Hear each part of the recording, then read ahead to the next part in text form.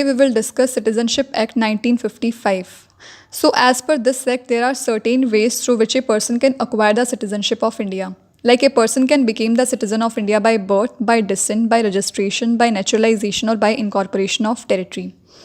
Let's discuss it one by one. So, how a person can become the citizen of India by birth?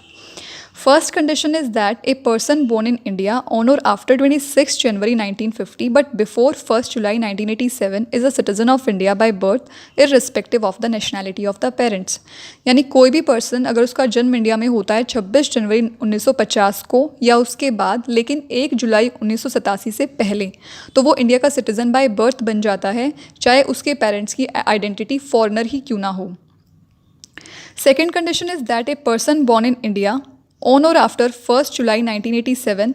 but before 3rd December 2004 is considered a citizen of India if either of his parent is citizen of India at the time of his birth. यानी कोई भी person अगर उसका जन्म India में होता है 1 जुलाई 1987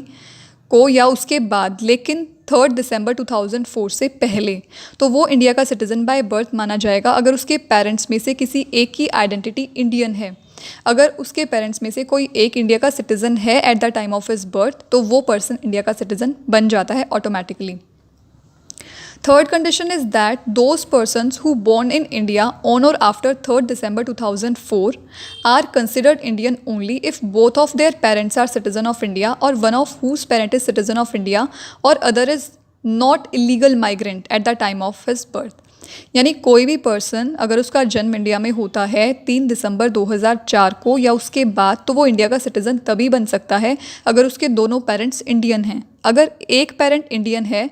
और दूसरा इंडियन नहीं है तो वो कोई इलीगल फॉरेन माइग्रेंट नहीं होना चाहिए.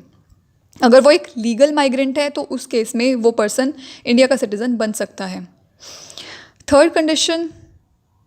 is that the children of the foreign diplomat posted in India and enemy aligned cannot acquire the Indian citizenship by birth. यानी कि ऐसे बच्चे जिनके माता पिता फॉरेन डिप्लोमेट्स हैं, इट मीन्स कि इंडिया के अंदर जो फॉरेनर एम्बेसीज़ हैं अगर उसके फॉरेन ऑफिसर्स में से किसी के बच्चे का जन्म इंडिया में होता है तो वो बच्चा इंडिया का नहीं माना जाएगा.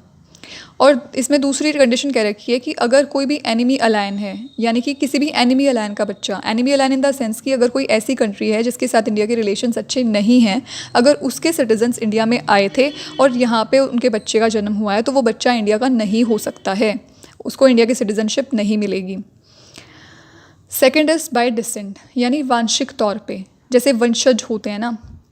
A person born outside India on or after 26 January 1950 but before 10 December 1992 is a citizen of India by descent if his father is citizen of India at the time of his birth. यानी कोई भी ऐसा person जिसका जन्म India के बाहर हुआ है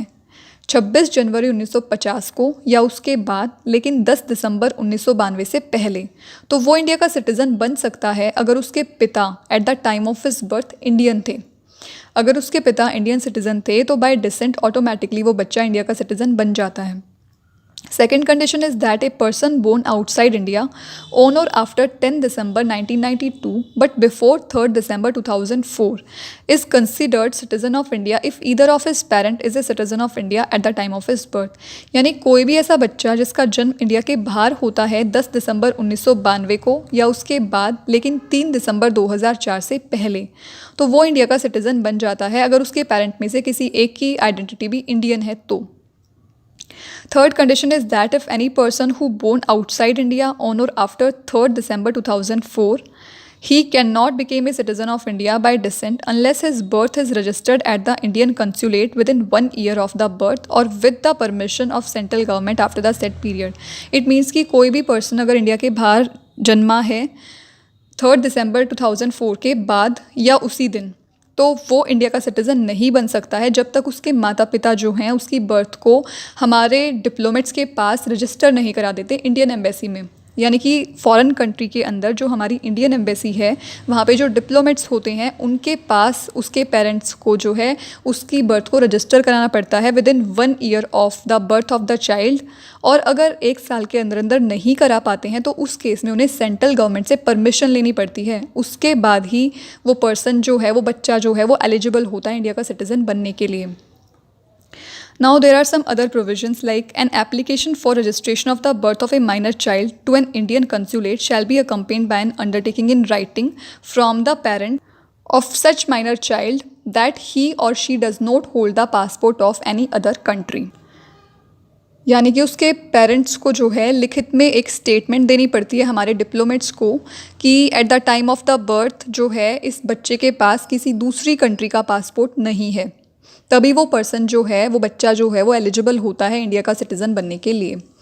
next condition is that a minor who is a citizen of India by virtue of descent and is also a citizen of any other country shall cease to be a citizen of India if he does not renounce the citizenship or nationality of another country within 6 months of attaining his full age. यानी कोई भी ऐसा minor बच्चा जो कि India का citizen है bye decent लेकिन उसके पास किसी दूसरी कंट्री की भी सिटीजनशिप है, तो वो इंडिया का सिटीज़न जो है नहीं रहेगा 18 साल की एज अटेन करने के बाद, अगर 18 साल का होने के 6 महीने के अंदर अंदर वो दूसरी फॉरेन कंट्री की सिटीज़नशिप को टर्मिनेट नहीं करता. इट मीन्स कि उस बच्चे को जो है 18 साल का होने के बाद जो है 6 महीने के अंदर अंदर अपनी फॉरेन सिटीज़नशिप को रिनाउंस करना पड़ता है, अदरवाइज़ वो इंडिया का सिटीज़नशिप गवा देता है. उसके पास इंडिया की सिटीज़नशिप नहीं रहेगी, वो इंडिया का सिटीज़न नहीं माना जाएगा अगर वो अभी भी फॉरेन सिटीज़न है after attaining the age of 18 years.